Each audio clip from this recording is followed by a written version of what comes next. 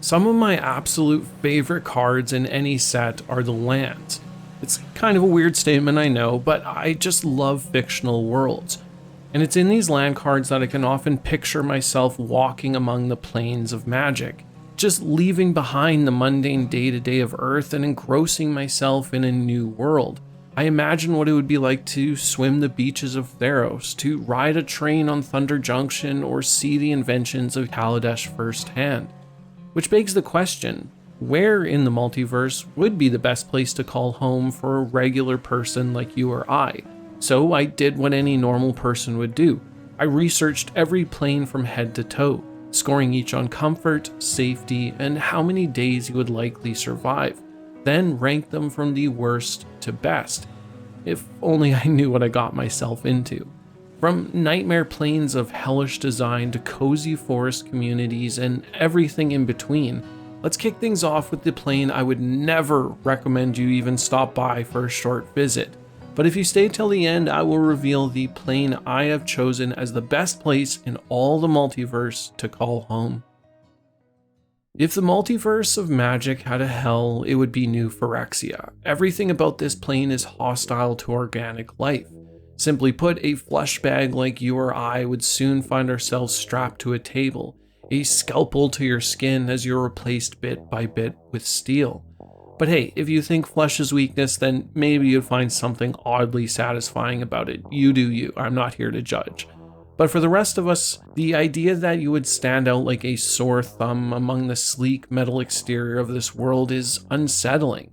Comprised of 9 layers and ruled by 5 praetors, New Phyrexia takes on the idea of completion in varied and horrifying ways.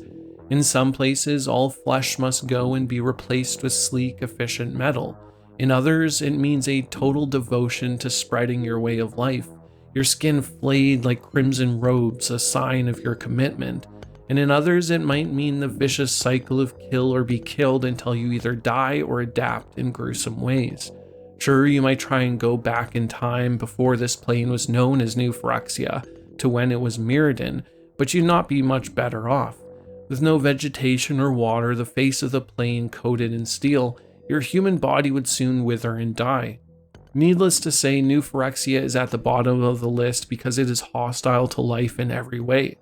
As such, I grade this plane as a 0 for comfort and a 0 for safety, with a predicted total days of surviving at 2. And maybe that's even being generous. My guess is that you would find a place to hide for a bit until you caught the eye of one foul Phyrexian. Then you would be swiftly taken away for completion. Sure, you would technically still be alive, but gone would be any resemblance to the person you once were, and every step of that process would be the sort of pain you've never experienced before. In our next stop, things don't fare all that much better. Imagine, if you will, a world where every one of your darkest nightmares comes to life. That's Duskborn. Inside House, as it's called, a proper name for a proper entity, you find nothing is as it seems. The walls shift, the rooms grow, and layers are devoted to specific fears. Monsters worse than any movie, slashers obsessed with the act of killing, and every other twisted concept that lies in the back of your mind. At the heart of House is a demon, ancient and vile, their will permeating everything, a sickness that swallows all. But let's say you landed in one of the dark woods outside House, which would be the best case scenario. Here in the woods, everything is perpetually dark, the once dual suns reduced to the smaller, barely strong enough to emit a dull glow across the landscape. While camping out, you notice a crooked window where there once was just a bush, and before you know it, another and another. You stand to run, but as you turn, a door swallows you, and now you find yourself in House. From here, there is only torment and torture. With all of this in mind, I scored the plane as a 0 for comfort and a 1 for safety, as there are survivors here and you could potentially learn to last a little longer under their guidance. Now, as for days survived, well, you would probably only last a good 3 days. 1 in your camp, 1 with the survivors, but on day 3, one wrong turn and you find yourself in the hands of one of the Razorkin, your flesh soft and ready for the slaughter. A little bit of garlic and a silver bullet won't do you all that much good on this gothic horror plane of Innistrad, where every corner hides a monster waiting to tear you apart. And hell, the humans of this world aren't much kinder either. Innistrad has dealt with many horrors over the years, from the slasher and werewolf to the cosmic and supernatural. It isn't about if you lose your life in a horrific way here, but rather when. Sure, you could find a city and try and build a life, but such hopefulness is naive on Innistrad, where there is always this sense of dread like a heavy blanket draped over the horizon. Because of this, I would rate the comfort of this plane as a 2. Because yes, you could find a job and attempt to settle down, but you would always be watching your back, sure that the next dark corner might hold your end.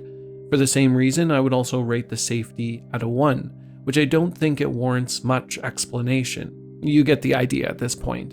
Now, I will say that you will be able to make it for a bit here. I calculate that you would last 28 days. You would arrive to one of Innistrad's small towns. You would find someone who pities you as a lost traveler, a fisherman who helps you find a job and gives you a place to stay in exchange for your work. After nearly a month, you really start to believe that you've found a new home. But one night, while walking home from the pub after you had a great night with your new mates, you notice a shadow seems to be following you, and before you can move, it's on top of you, sucking all the blood from your body, leaving but a husk in the streets, another traveler to be forgotten. Oh, Alancat, a plane where death creeps in all around you and nothing but a thin veil protects you from the endless desert, where the dead crawl along sandy dunes. But even if you are inside of Alancat proper, death is still everywhere. You watch mummies wrapped in bandages walk about the city completing basic tasks. You come to learn that everyone is bound to the will of an ancient being, and that all who are able must train their whole life to compete in trials where there is only one winner. There is nothing else here for you, and these laws are enforced and held up as the true purpose by the gods who walk among you. Since you're new here, you are allowed some days in training before the trial begins. Everyone seems hopeful and joyful even, and yet you can't break this sinking feeling. Nonetheless, training goes on for a month and some days. It's now the time of the trials. You know you aren't all that ready for some test, even if you have spent painful days training your body, but you are of age and so you are sent. You should have known something wasn't right when they referred to you and the others as crops. You barely make it through the trial of solidarity with the help of your other crop mates, and you even make it past the trial of knowledge, clever as you are. But upon facing the trial of strength, you are swallowed whole by a giant crocodile. As for my estimations, you survived 33 days. As for rating your stay, I would give this plane a score of 3 for comfort, as up until the trials, all your needs are taken care of by those mummies you saw when you entered, and even though the training is harsh, you come to appreciate it. But as for safety, well, I'll stick with a 0, because even if you could win every trial, the reward for all of your hard work is to die at the hands of Hazaret. War never changes, especially on the plane of Tarir, where conflict seems to be more of a way of life than something to avoid.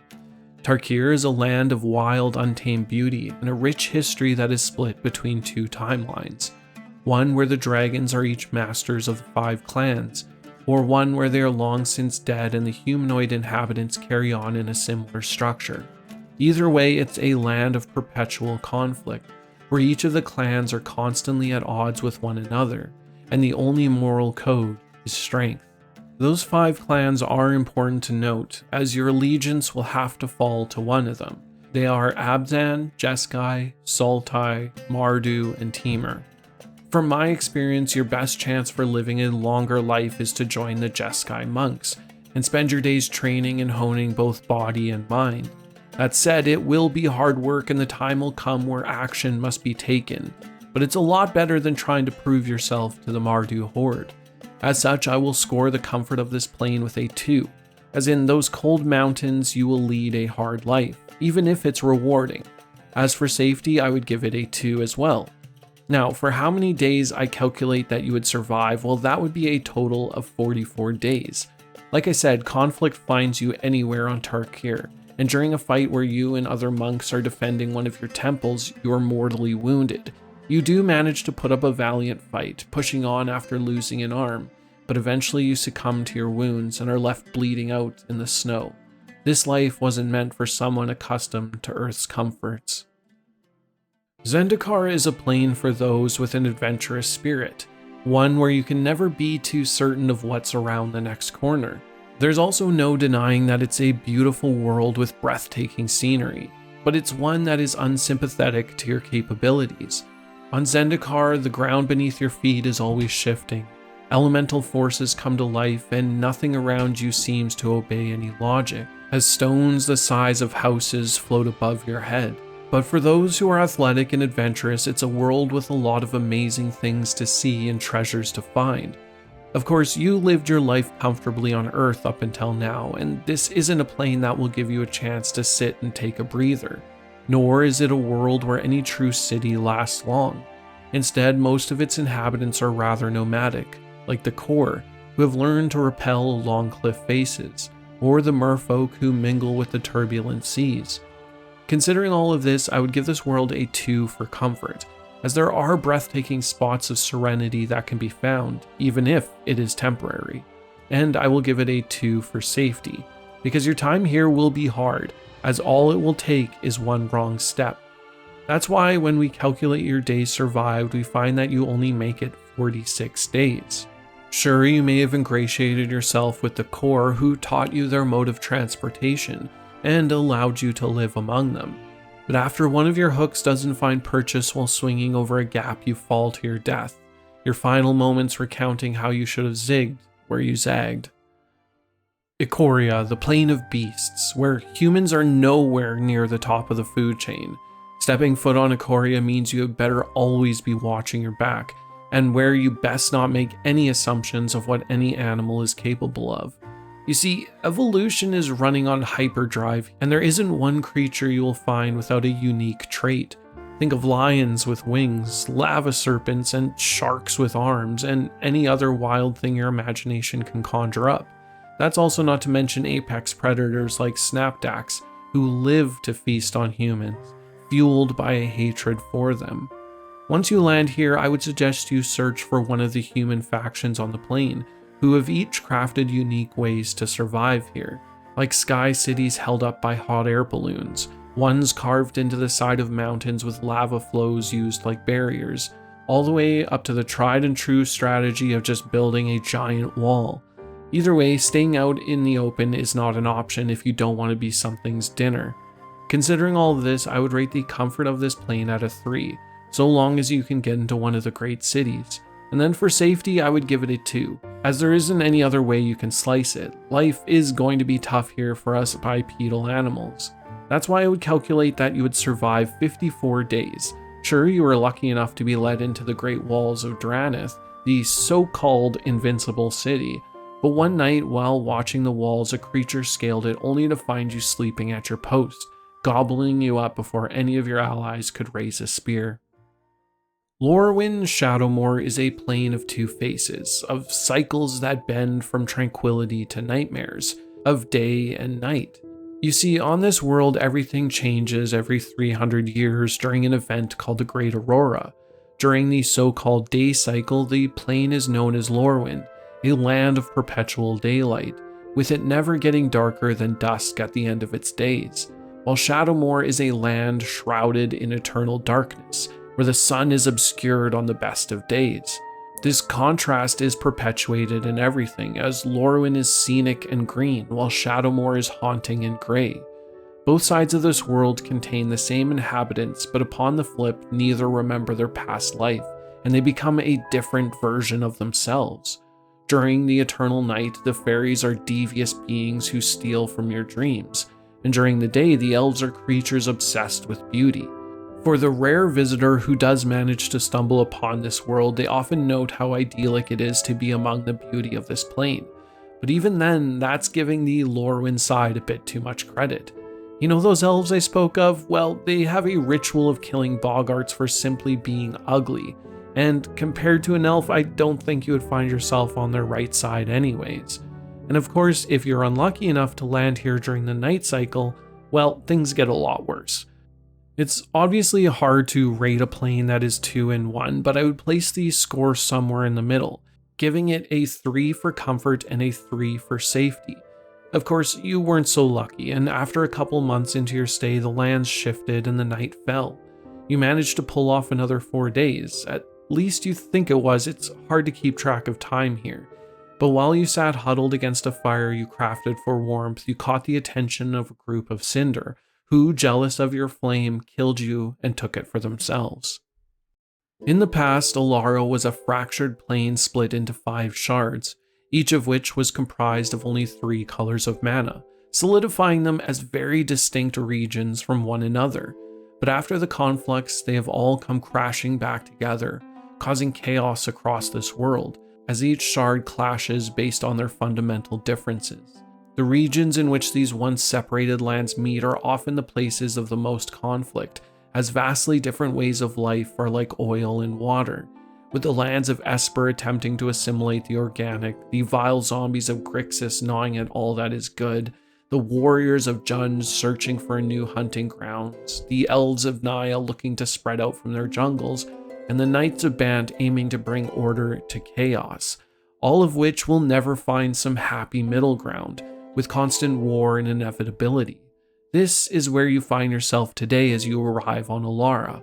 Comfort is a variable thing, and you would be lucky to live among the lands of Bant, though they would put you to work soon after. But anything would be better than finding yourselves in the lands of Grixis, where your flesh would be torn and consumed. So let's be generous and say that you live in the corner carved out by Bant, which would give you a score of 4 for comfort and 4 for safety, as the life of a knight requires of you bravery and a willingness to fight for your people. It's this duty put upon you that means you most likely will live for 83 days. The first couple months are spent training as a squire, a life you start to wonder will suit you, as even though it's tough there, you can feel a real sense of camaraderie, and you think to yourself that perhaps this isn't going to be all too bad. That is, until you're finally sent on patrol of the borders on the 80th day. Accompanied by 6 knights and another squire, you march for a few days, with little else but some small skirmishes. That is, until you're ambushed in the night by a pack of zombies led by a terrifying demon. The next few moments are extraordinarily violent, and in the end, everyone is lost, except for you, who is taken back to work the mines endlessly. Exelon is beautiful, there's no doubt about it, with its lush jungles, crystal blue beaches, and breathtaking mountains. You might think to yourself that you found the perfect vacation spot in the multiverse, but the reality is that Exelon is a wild place with danger equal to its beauty. Think Jurassic Park, Pirates of the Caribbean, and Aztec civilization all rolled into one. Oh yeah, and did I mention there's also vampire conquistadors? So finding your place here won't be a walk in the park. No, it'll take a resourceful person to survive here, let alone thrive. Your best bet would be to pick one of the factions to join, as there is no going alone out here. Perhaps you could be taken in by the merfolk, so long as you are a strong swimmer and are willing to always be on the move through the jungle and water. Another option is the Brazen Coalition, the major pirate faction made up of humans, goblins, and orcs, but you will have to prove you have an iron will and a desire for adventure to last any moment with them. Another suggestion, and one I don't take lightly, is the Legion of Dusk. Sure, they might see you as food, but if they do let you in, then you'd better be willing to take the rite of redemption and become a vampire. Finally, there is the Sun Empire, those who live alongside the dinosaurs. Whatever your choice, I don't think it has as dire effect on the score as you might think, meaning I would give it a 4 for comfort and a 4 for safety. As such, I calculate that you would last 89 days. Perhaps you took on the life of an adventurer. Washed up on shore, the Brazen Coalition took you into their ragtag group of pirates. It's tough, but there is a sense of fun and adventure to be found. You feel a part of something, a group of outcasts who only have each other. But while sailing, you raid a Legion ship. A hard-fought battle ensues, but due to your lack of combat experience, you die fighting, a sword piercing your gut. And as you lay there bleeding out, one of the vampires drains what little life essence you have left. Kaldheim, the plane of legends, sagas, and mead. It's a plane where anyone can forge their own story. It's a world where the gods can walk among mortals, and a place where even the lowest serf can rise to the title of hero. But you better be willing to put yourself to the test, lest you cut your legend short and find your soul taken away, carried by one of the Valkyrie. Kaldheim as a plane is split into 10 realms, with the Omen Paths bridging each world. You may know the Omen Paths from Magic's more recent stories as the way in which non-planeswalkers can now travel between worlds. Well, this is where those paths originated. As a human, you would most likely find yourself on Bredegard, but just because this isn't Immerstrom or Karfell doesn't mean it's going to be a cakewalk. The humans of this realm are made from the same grit that is required to survive in a plane full of monsters, demons, and deities, so you best pick up an axe and be ready to swing it. That said, the inhabitants here are willing to share a cold drink by a warm fire so long as you can prove yourself to be a worthy mortal. This is why I place its comfort score a bit higher than Exelon, at 5, as we're starting to find ourselves surrounded by the comforts we're used to, but only just barely. As for safety though, it makes it to a 4 out of 10 score. Sure, you could somehow carve out a simple life, but at some point you will be faced with great danger. Meaning by my calculations you'll only make it 104 days. You see, just when you're starting to find a rhythm, make some friends, and get acclimated to the cold weather, a Doomscar rips open, and demons from Immerstrom pour out. Your village is completely wiped out in a single raid. Death is everywhere you look, and while you were starting to get confident with the blade, it really was no match for the might of these vicious raiders. Have you ever wanted to just be a cowboy? To hunt down bounties, wrestle some cattle, or rob a moving train? Well, then Thunder Junction is for you. The plane of misfits, outcasts, and outlaws. Here we have a plane that brings all the no-good, rough and tumble characters into one place.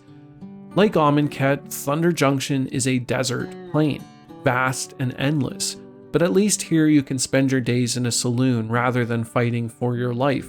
That's why I place it here above even Kaldheim, as it's a land where you could carve out a real life. It's just that it might be cut short during a shootout or crossing the wrong outlaw. For these reasons, I would score Thunder Junction with a 6 for comfort and a 4 for safety. Because like I said, who's to say that you couldn't settle down and take care of a ranch? But that life might be met with toiling desert soil and potentially being buried under it when you make a bad deal with one of the multiverse's many villains who stop through. For all of these reasons, I would calculate that you make it a total of 145 days. For some time, you attempt to work as a ranch hand, but the money isn't great and the sleeping conditions aren't much better.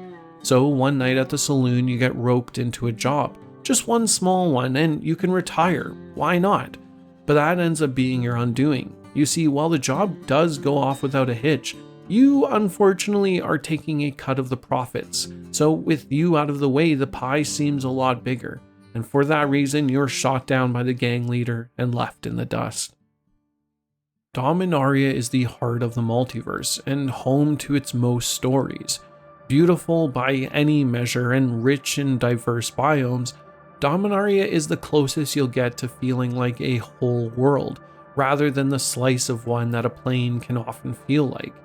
Now, don't go wandering off though, as not all biomes and civilizations are created equal, at least for a simple traveler like you. For every beacon of civilization like Fxiaia or Vesuva, there are dark corners where no one ought go, like Shiv or Krosa. It's also important to consider that Dominaria has had to deal with many devastating events, such as warring brothers with godlike powers, cataclysms, 2 Phyrexian invasions, an ice age, and countless skirmishes and wars and disasters. It's not the kind of plane that can go very long without some fresh new catastrophe taking place. You could try your hand at getting into the Talarian College to study magic, but this school isn't just letting everyone in. You might have more luck with the community version, to be honest. Considering Dominaria's vast landscape and turbulent history, I would score the plane with a 6, but as for safety, we will be sticking with a 5, as you never know if you arrived on the plane in time for its next big disaster, invasion, or war. Now, this does make my calculations difficult, as there are so many variations of how your stay could play out. Maybe you spend your days learning magic only for one experiment to send you into a new timeline. Perhaps you end up becoming a Benelish knight, or you die early in the swamps of Urborg. With so much potential for both good and bad, I decided to place Dominaria somewhere near the middle of this list, and give it an average estimate for days to live at 187. All I can say is good luck on Dominaria, Magic's plane of endless stories. Eldraine is a plane ripped straight from the pages of old fairy tales. For better or worse, this means a land where gingerbread houses come to life. Fairies make mischief, witches toil over bubbling cauldrons, and valiant knights fight to protect the innocent. On Eldraine, there is always a tale to be told, and whether you're the hero or the victim of the story all depends on how you play your cards in this world. But again, as some normal person from the plane of Earth, you might find yourself falling for a trick rather than a treat. In many ways, this world is the colorful version of Innistrad, where monsters lurk around every corner, even if they look like candy canes or sweet old ladies. Your best bet is to find a kingdom that suits you, whether that be Castle Ardenvale, Embereth, Garenbrig, Lochthwain, or Vantress. You'll want to ingratiate yourself among the humans of this world, and start your life abiding by their customs. As such, Eldraine is rated as a 6 for comfort and a 5 for safety, as while you may be able to find a home among the Great Kingdoms, one wrong path down the forest, one trusted trickster, or one wrong bridge will mean the end of your stay. My calculations put your days survived at 204, with your best odds being among the people of Ardenvale, a kingdom of light and cooperation. There you will become a baker, learning to make breads and treats. The town center is always bustling with people going about their days. You're just starting to feel at home, but one day a delivery takes you to a cottage outside of town. As it turns out, a witch posing as a simple old lady wanted you specifically. You see, she was hungry, just not for bread. Newcona resembles a period in time within the history of our own Earth, just twisted in that magic sort of way. Run by gangs who carve out their own piece of this 30s inspired Art Deco world, it brings with it both comfort and crime. It's a great plane to visit for its amazing parties, near modern amenities, and fascinating culture, but it is equal parts danger as well. With racketeering, robbery, murder, and any manner of underground activity, it will take street smarts to last a moment on Newcona. To even hope to survive, you best pledge your allegiance to one of the gangs, as it's the kind of city that will eat the unprotected and uninitiated alive. You'll get to pick from one of the 5 main groups: the brokers who sign contracts and provide muscle, the riveteers who build and brawl, the obscuro who deal in secrets and whispers, the maestros who handle art and murder for hire, or the cabaretti who deal in culture and coin. Whatever your choice, you will soon find yourself intertwined in the ever-shifting politics of this plane. These factors all culminate in a comfort score of 7, as it's a world that can bring with it a good life, while the safety score of 5 proves that you'll have to navigate a lot of danger in the process. Calculating the results, we find that you would survive here for 259 days.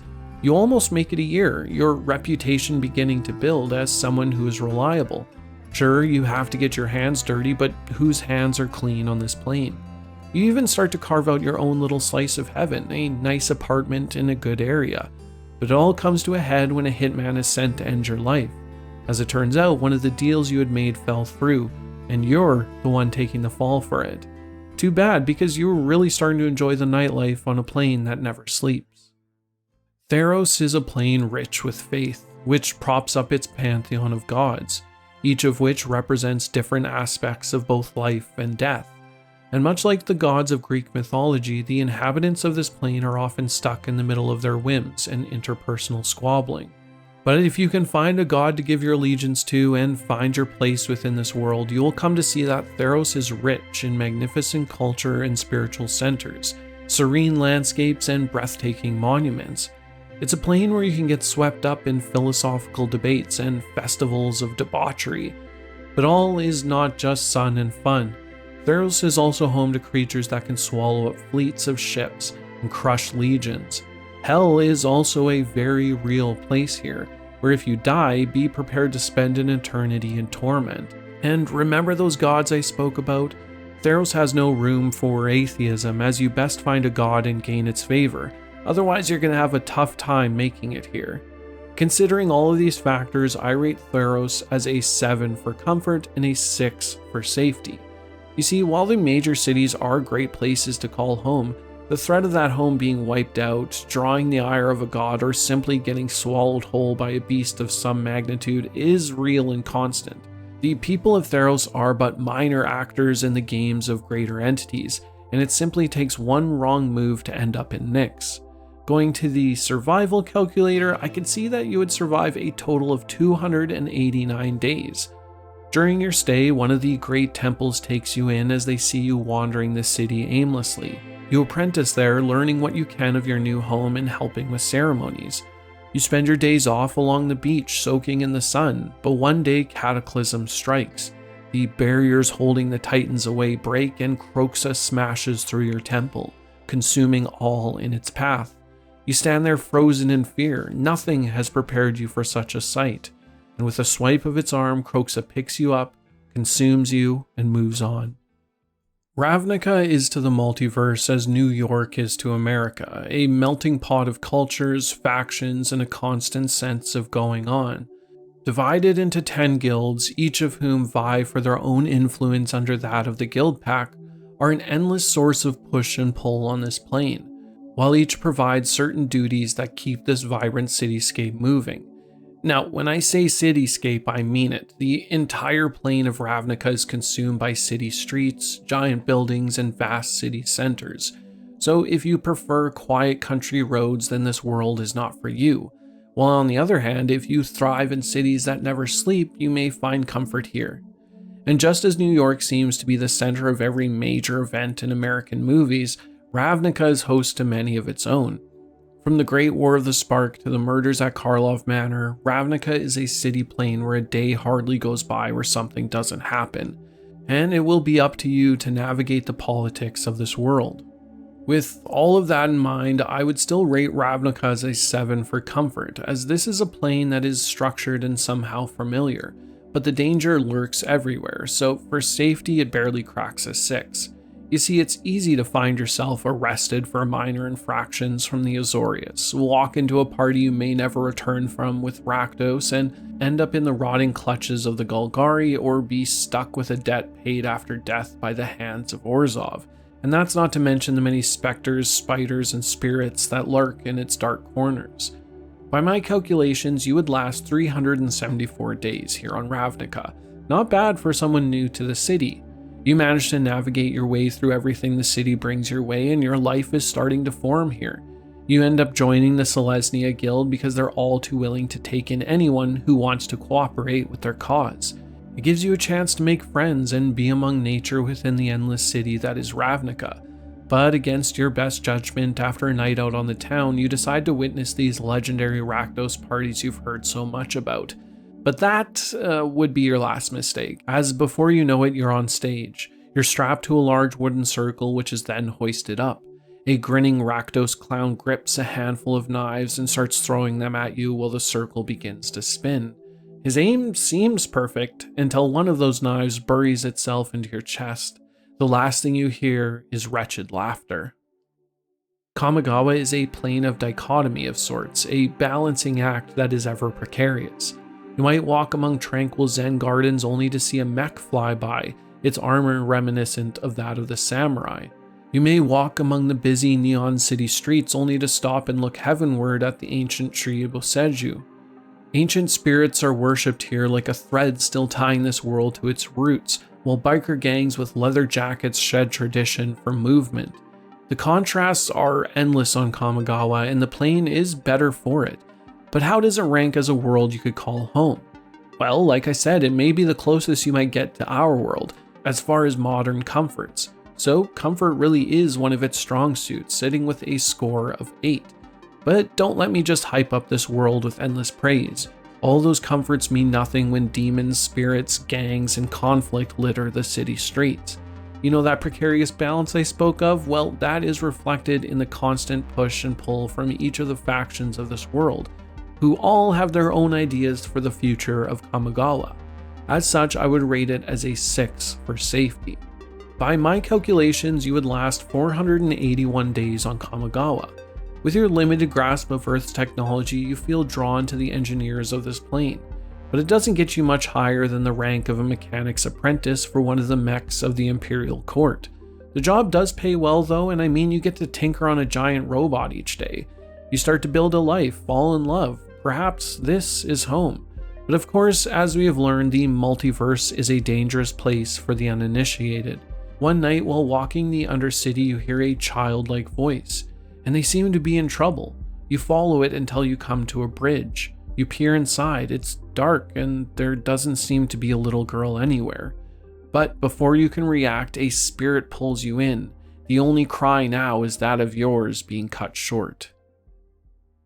Arcavios is a wild plane with a long history, but when most people think of this world, the great Strixhaven school is what comes to mind, the multiversal school of magic, where those with the ability to traverse the multiverse, which is everyone with access to an omen path these days, takes their use to be trained in varying arcane arts. There are 5 schools of magic here, each founded by 5 different elder dragons, as varied ways to interact with mana and the arcane. From those that use it to communicate with spirits in ancient ruins to those who have found mathematical connections within magic. If your intent to traveling the blind eternities was to learn magic, then this is where you'd want to go. Now, I wouldn't recommend traveling outside of the school grounds unless you have an escort, as Arcavios as a plane is still rather wild with some dark mysteries that have yet to be uncovered, where wild, untamed magic warps the landscape in odd ways, and structures of archstones float in odd patterns. But if you play your cards right, then Strixhaven is a great place to call home. Well, that is until your final term is up.